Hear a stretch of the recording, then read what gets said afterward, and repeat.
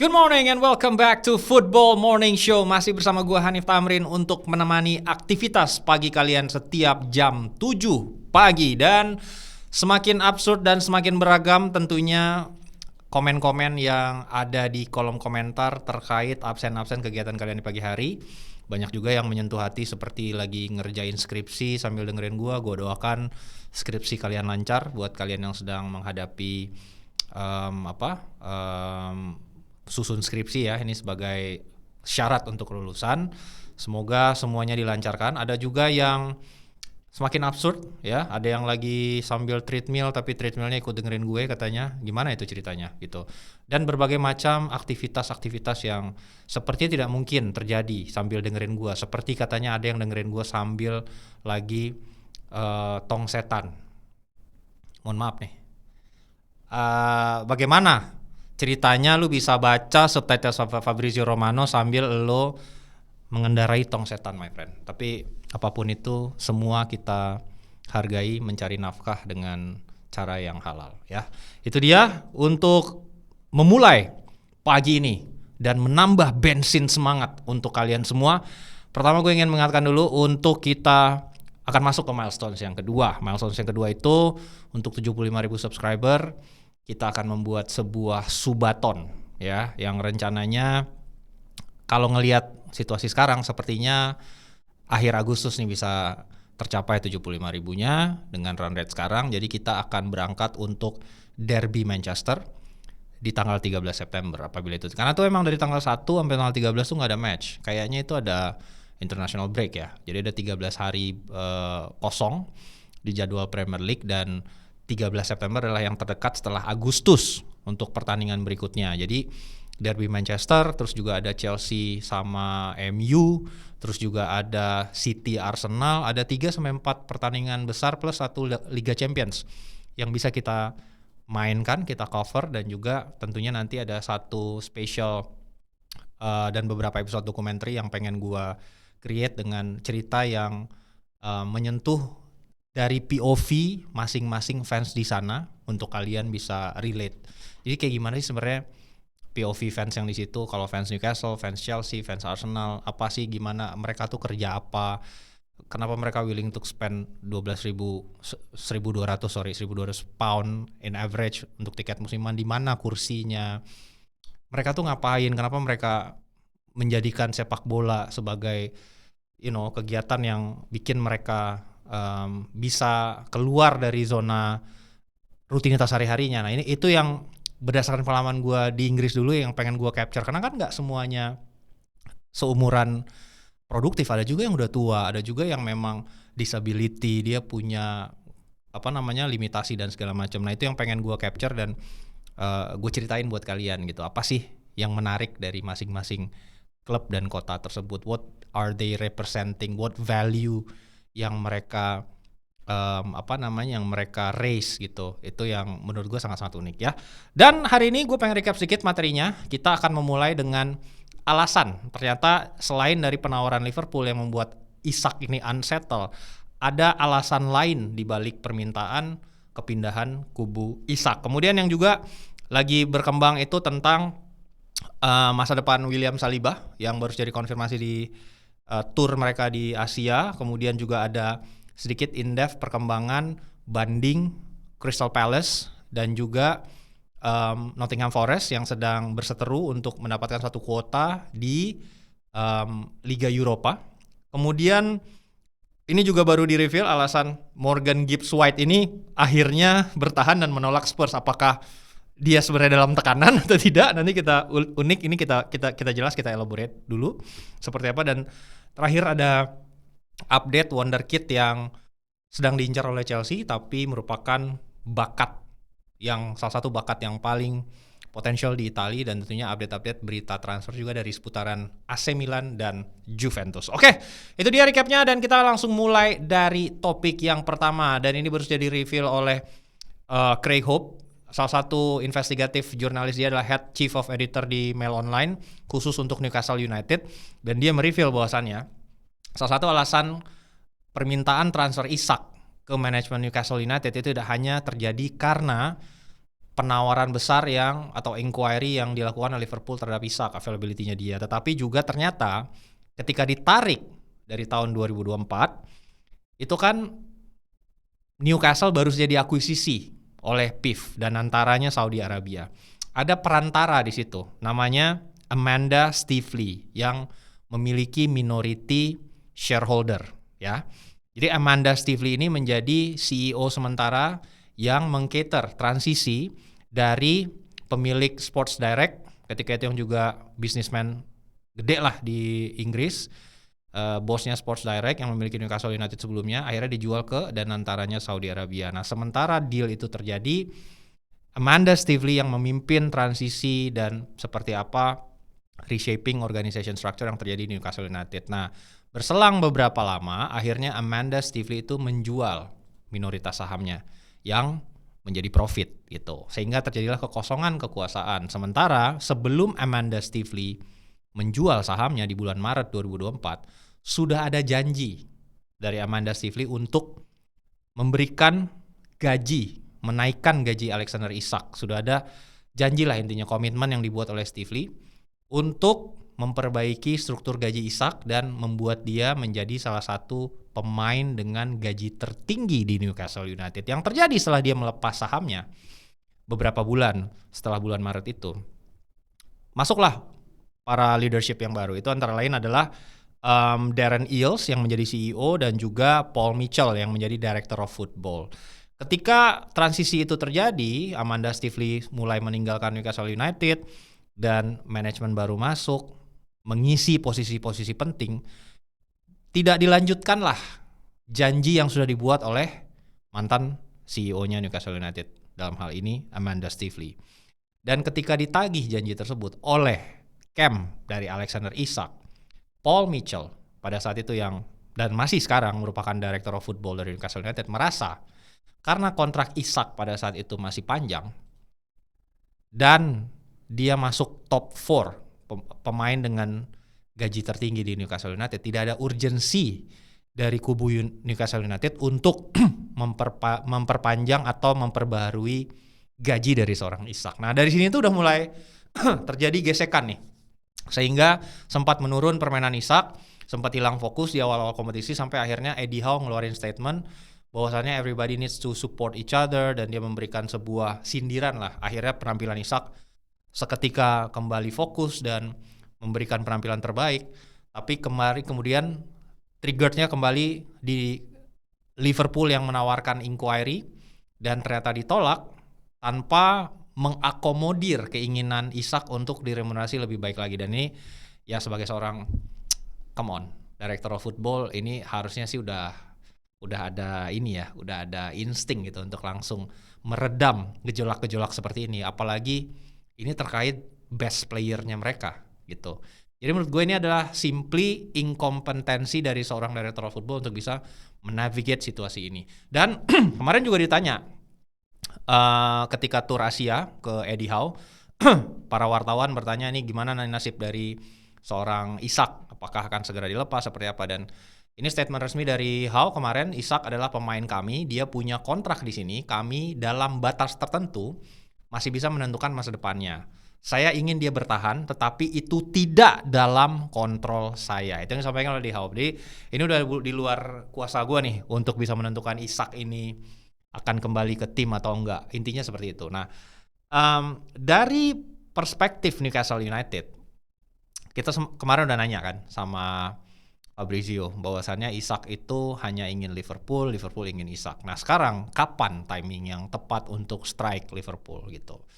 Dari POV Newcastle United, apabila dia melepas Isak sekarang, ada kemungkinan mereka akan kesulitan untuk mendapatkan replacement. Itu nomor satu. Karena mereka masih bersaing dengan Manchester United untuk Benjamin Sesko. Preferensi Sesko itu ada di Manchester United. Untuk target yang kedua, Wisa juga secara usia, biaya transfer juga nggak murah gitu kan. Starting bid-nya aja tuh mereka mintanya di 50-60 juta untuk pemain berusia 28 tahun gitu. Kemudian alternatif lain juga nggak convincing dalam hal ini itulah Nicholas Jackson. Yes, dari sisi build up, pressing, bermain untuk tim, Nico Jackson tuh menurut gue salah satu yang bagus lah gitu. Tapi dia punya masalah yang serius dalam composure dan finishing gitu. Jadi ini bukan langsung quick fix juga yang bisa menggantikan seorang Isak. Apabila dipaksa, itu akan membuat Newcastle berada dalam posisi yang posisi tawarnya jadi jelek gitu. Jadi yang terbaik untuk Newcastle adalah menentukan penjualan Isak dengan terms-nya mereka. Dan itu hanya bisa dilakukan oleh Newcastle apabila mereka mendatangkan replacement-nya dulu. Gitu. Nah, ini kunciannya di sini. Siapa akhirnya yang bisa segera diakselerasi oleh Paul Mitchell tadi. Apabila emang dia bisa cepat menutup operasi dalam tempo 7 hari ke depan, Newcastle itu bisa minta harga transfer yang mahal dan premium untuk Isak ke Liverpool. Kalian mungkin akan bisa melihat harga transfer di atas 150 juta pound.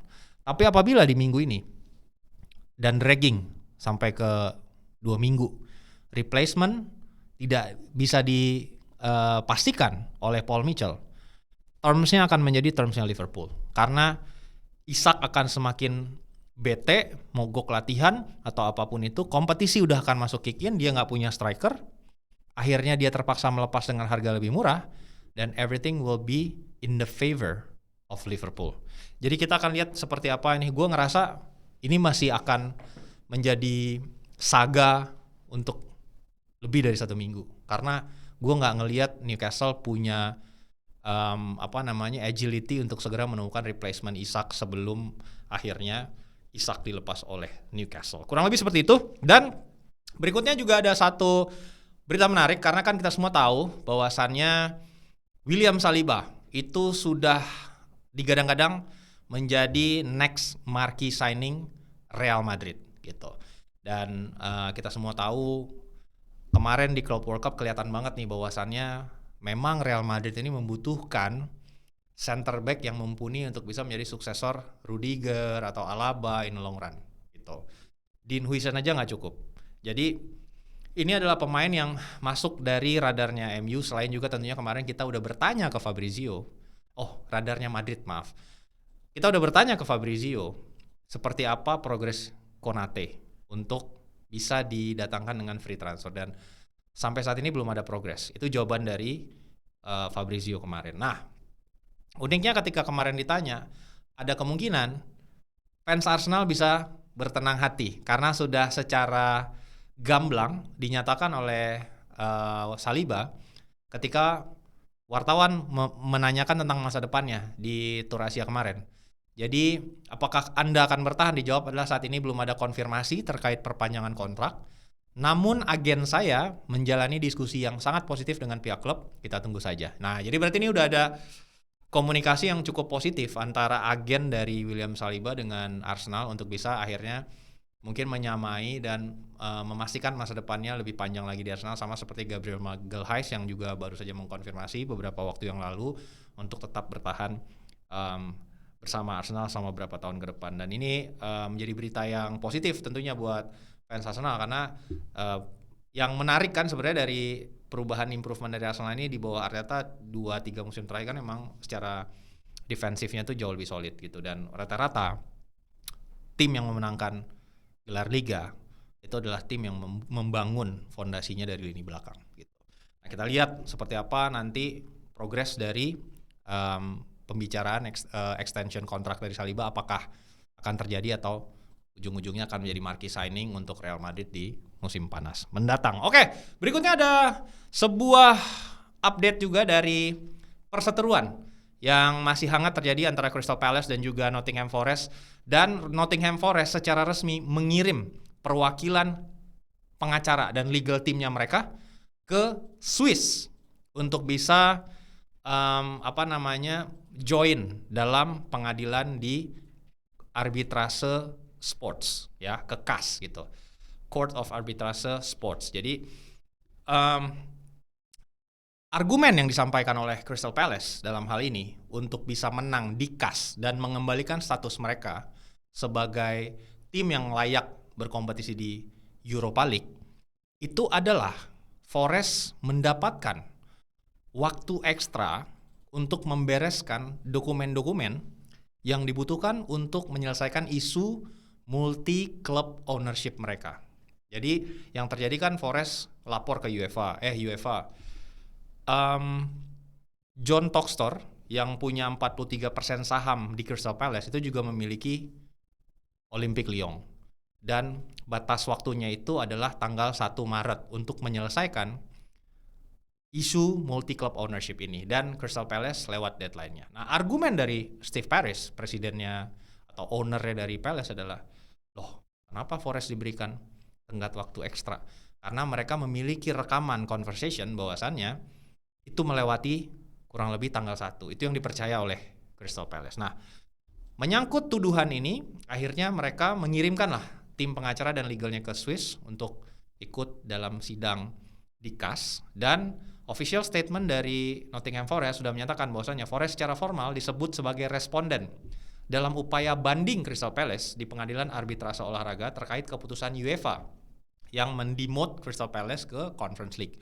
Oleh karenanya, klub akan berpartisipasi di persidangan dan menyiapkan arahan dan advice hukum yang dibutuhkan. Itulah kurang lebih official statement dari Nottingham Forest terkait perseteruan yang terjadi antara dua tim ini gitu. Dan ini menjadi komunikasi 3 arah antara Olympique Lyon, Crystal Palace dan juga Nottingham Forest untuk bisa akhirnya memberikan bukti-bukti di pengadilan arbitrase nanti terkait upaya banding dari Palace. Kita lihat seperti apa nanti hasil putusannya, karena ini memang harus segera disahkan menjelang kompetisi Europa League yang baru akan bergulir di musim ini. Nah, uniknya setelah ini itu juga ada berita terkait alasan Morgan Gibbs White itu akhirnya bertahan di Nottingham Forest gitu. Jadi balik lagi ada investigasi dari Mail Online kemarin yang akhirnya mencoba meng-highlight kenapa sih akhirnya Morgan Gibbs White ini setelah release clause-nya di-triggered, kemudian selain dari Nottingham Forest melakukan upaya legal terhadap Tottenham Hotspur via Premier League, itu ternyata ada beberapa alasan juga yang along the way membuat akhirnya Morgan Gibbs White ini itu memilih bertahan. Yang pertama itu adalah jadi ekspektasi dari Morgan Gibbs White di awal-awal di penghujung musim kemarin itu adalah bergabung ke Manchester City. Karena kalau kalian notice di pertandingan terakhir ketemu antara City dan Forest, itu bahkan Pep sampai nyamperin dia untuk ngobrol ketika menuju ke tunnel. Hal itu yang sempat bikin kubu Forest bete lah gitu. Karena kenapa sih lo sampai harus ngegituin pemain gue, itu kan maksudnya nggak etis lah gitu ya kurang lebih. Nah, dan rumornya kan kenceng banget bahwasannya City tiba-tiba meminati lah seorang Morgan Gibbs White ini. Tapi yang terjadi dinamika, balik lagi, opportunity di jendela transfer di market itu membuat ternyata ada Ryan Cherky yang secara harga itu lebih murah setengahnya daripada Morgan Gibbs White. Kita tahu release clause dia 60 juta, Ryan Cherky itu 31 juta. Jadi ini lebih murah setengahnya. Dari sisi usia, Ryan Cherky 21 tahun, Morgan Gibbs White 24-25, lebih muda 3-4 tahun. Jadi City tiba-tiba pivot nih, karena ini opportunity in the market. Kalau dia udah beli itu, dia nggak mungkin beli Morgan Gibbs White lagi gitu. Nah itu yang membuat akhirnya Morgan Gibbs White tuh reconsider karena yang datang Tottenham. Itu yang pertama. Nomor 2, ternyata kawan kita Marinakis ini memiliki sisi humanis, my friend. Anjay, itu semua kan picture Angelos Marinakis ini sebagai orang yang otoriter, orang yang OKB, orang yang melakukan segala cara untuk bikin timnya ini. Tapi he actually have a humanist side gitu, yang akhirnya ketika jurnalis Mail Online melakukan investigasi, mewawancari beberapa staff yang ada di Nottingham Forest yang sering ada di City Ground, itu mengatakan bahwasannya Marinakis ini tuh actually approachable. Jadi dia sering secara langsung menghubungi pemain Forest, bertanya tentang keadaan mereka dan keluarganya, apa yang bisa dibantu, apa yang mereka sedang kesulitan atau apapun yang dia butuhkan. Dan itu hands on approach banget Marinakis itu, terutama buat pemain-pemain penting. Begitupun dengan staff. Staff itu sangat menghormati Marinakis karena ternyata dia orangnya approachable gitu. Dan yang terjadi adalah Marinakis meluangkan waktu khusus untuk duduk bersama Morgan Gibbs White, bukan agennya, untuk berbicara dengan Gibbs White, menjelaskan dan menenangkan Gibbs White bahwasannya lu adalah pemain bintang gua. Lu akan menjadi gue akan membangun tim di sekitar lu gitu. Dan gue berjanji akan mendatangkan pemain-pemain berkualitas untuk bisa membawa Forest bersaing di tempat yang lebih tinggi di klasemen. Makanya kemarin langsung dibuktikan dengan akuisisi Ndoye dari Bologna. Gitu. Itu salah satu pemain sayap yang cukup bersinar lah di Serie A musim lalu gitu. Dan dia menjelaskan siapa-siapa aja yang akan dia datangkan. On top of that, dia berkomitmen membuat Morgan Gibbs White menjadi pemain gaji termahal di Nottingham Forest dengan kurang lebih gaji 150.000 pound per pekan. Jadi teman-teman, untuk bracket Nottingham Forest itu gede banget. Bahkan di top tim Serie A 150.000 itu gede teman-teman. Jadi itu yang membuat dia akhirnya memilih Spurs cuman satu posisi di atas peringkat degradasi nih musim lalu gitu ya. Realitinya aja gitu kan, emang despite mereka juara Liga Eropa, tapi di Premier League kan kita tahu ada gap yang gede antara posisinya Forest dan Spurs, dan itu nggak akan bisa tiba-tiba berubah overnight. Dia pasti mikir gitu, dan eventually akhirnya ya dia switch gitu. Bahwasanya oke, make sense lah, kayaknya akhirnya udahlah, gue akhirnya bertahan aja. Jadi itulah drama-drama yang terjadi yang mungkin teman-teman nggak semuanya tahu di belakang layar, dan menjadi basis dari keputusan Morgan Gibbs White untuk akhirnya memperpanjang kontrak bersama Forest selama 3 tahun ke depan. Dan berikutnya, ini kita ke Italia sedikit, tapi nanti tetap ada hubungannya dengan Inggris. Ada sebuah gonjang-ganjing yang terjadi terkait posisinya Damian Comolli. Damian Comolli ini kan CEO barunya Juventus, gitu ya, yang memang dipilih untuk menggantikan dan mengupgrade Christian Giuntoli yang kemarin itu dipecat setelah sebelumnya diakuisisi dari Napoli. Jadi Giuntoli beli banyak pemain, 200 juta euro lebih, nggak ada yang bagus, dan arguably tim setelah dipegang sama Giuntoli dengan series of pemain yang berubah, jadi jauh lebih lemah ketimbang sebelumnya bersama Allegri gitu. Dia juga salah pilih ketika mempercayakan Thiago Motta, dan akhirnya ditunjuklah Damian Comolli ini yang juga pernah menjadi general manager di Liverpool. Nah, yang terjadi adalah dia dipasangkan dengan beberapa legenda Juventus. Kita tahu sekarang Giorgio Chiellini yang gue sembah di Berlin ketika ketemu di jalan, itu sekarang jadi direktur di Juventus. Tapi role-nya itu lebih kepada in between. Jadi antara menghubungkan antara CEO dan director of football gitu. Karena dia paham banget lah culture di Juventus. Nah, sama ada director of footballnya gitu. Nah, jadi 3 orang ini yang sekarang memegang tampuk kepemimpinan dan arahan manajemen di Juventus. Comolli CEO-nya. Nah, tapi beberapa hal yang menjadi presiden adalah membuat kayak gue agak sedikit mempertanyakan nih, dan mungkin fans Juventus juga gitu.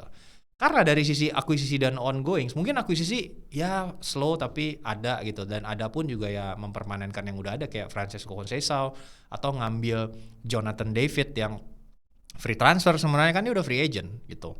Masalah nego gaji aja, dan dia kan sebenarnya kalau kita bilang ya bukan bintang-bintang banget juga gitu.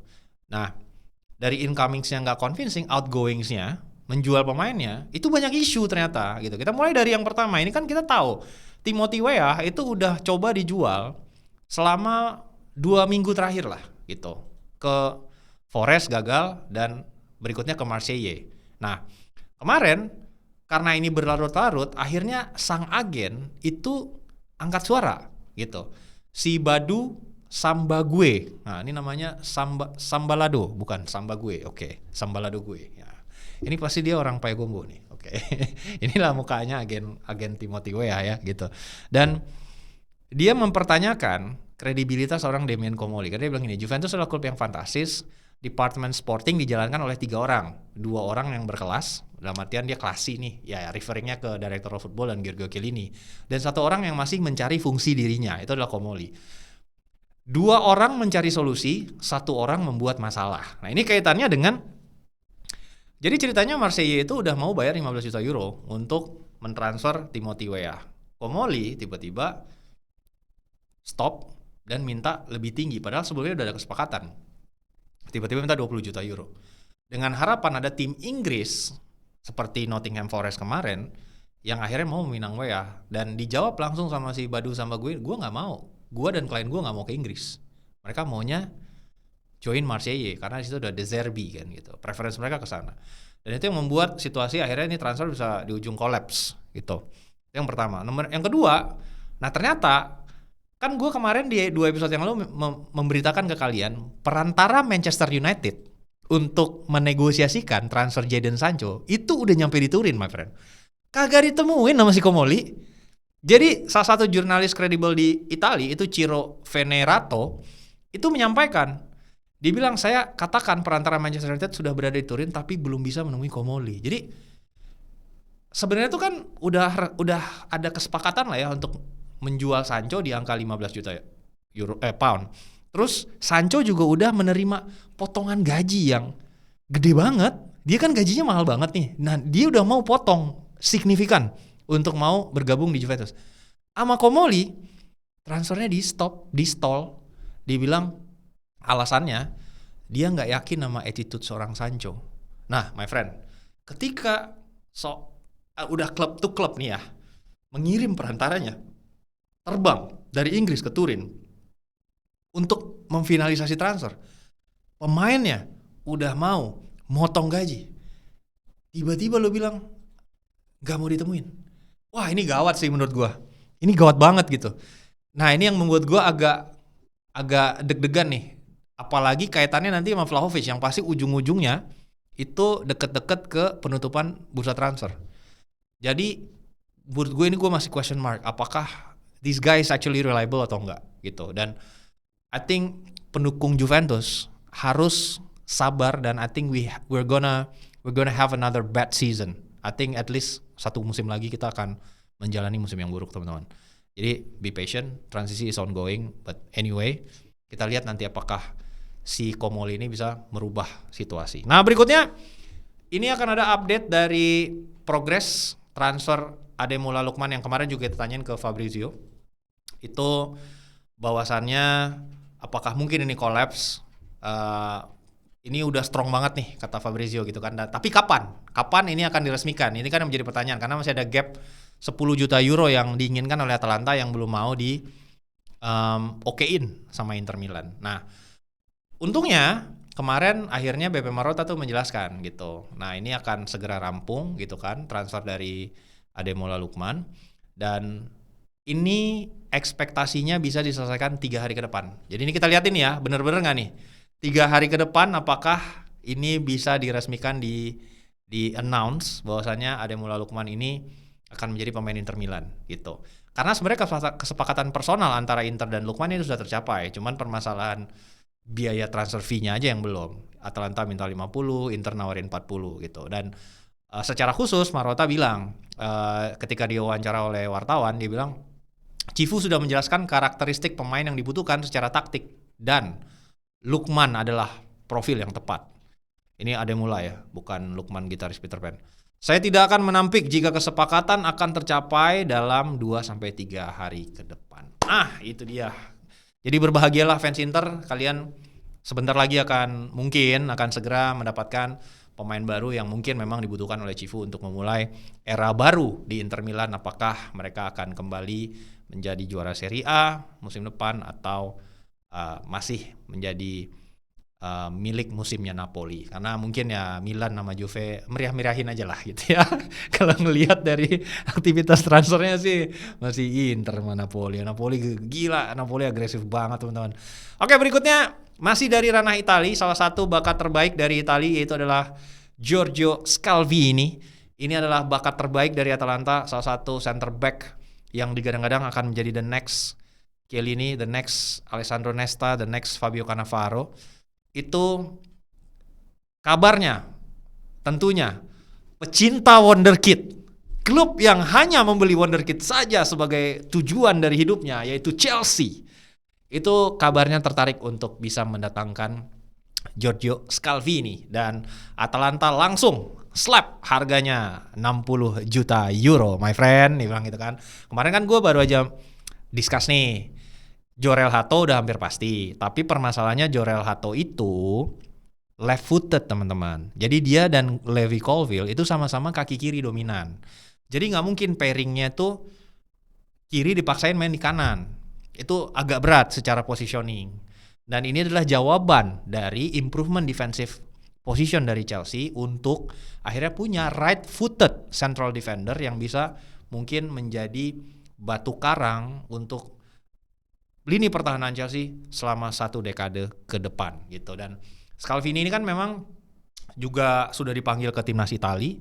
Kalau kita lihat statistiknya di musim lalu juga nggak jelek sebenarnya, tapi memang dia itu memiliki permasalahan kena cedera ACL. Nah ini yang mungkin harus dikonsider karena menit bermainnya nggak terlalu banyak.